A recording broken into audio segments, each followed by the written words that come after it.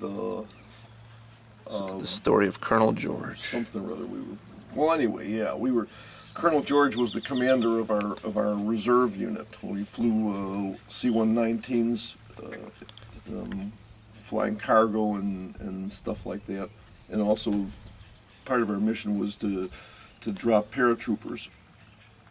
At least we used to go to Fort Benning, and when we would go there on reserve weekend, and the troopers, we would give the troopers their first jump out of the airplane. It was really, I have pictures of it.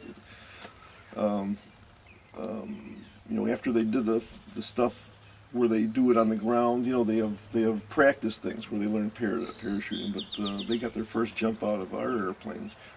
Anyway, Colonel George, he would fly one of the airplanes. So he was. I remember that one time he was flying my airplane, and he comes on and he brings on comes on with a thermos. He was really the kind of guy, the kind of guy you think of as being a leader, a commander, he was almost like Patton, kind of, except he wasn't, quite as gruff. But anyway, he'd come in to the airplane, and I still remember when we took off this one time, we were barely off the ground, and he left his position in the cockpit and went back and sat down in the back of the airplane and started and opened up his thermos, and I asked what's in it, and he says, "That's a martini." He would bring a quart of martini onto a flight, and I remember I once to the other enlisted men, I once had a parody of him. I was talking about Colonel George coming up and speaking, and I said, and instead of instead of his eagles for colonel, he had two large stuffed owls, one on this side and one on this side.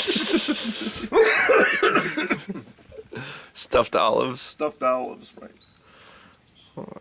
That was Colonel George. He was always absolutely plastered, but still he flew the airplane. I mean, I took off and landed with him he landed that airplane after he had consumed that martini. Smoothly? Yeah, as smoothly as you can. I mean, if you have a bad wind, you come inside crabbed, and if it isn't a bad wind.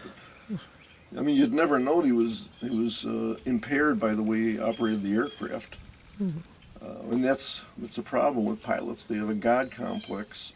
They're not afraid. They don't think they're going to die or crash. As for us passengers, we should be afraid. We're not a concern of theirs.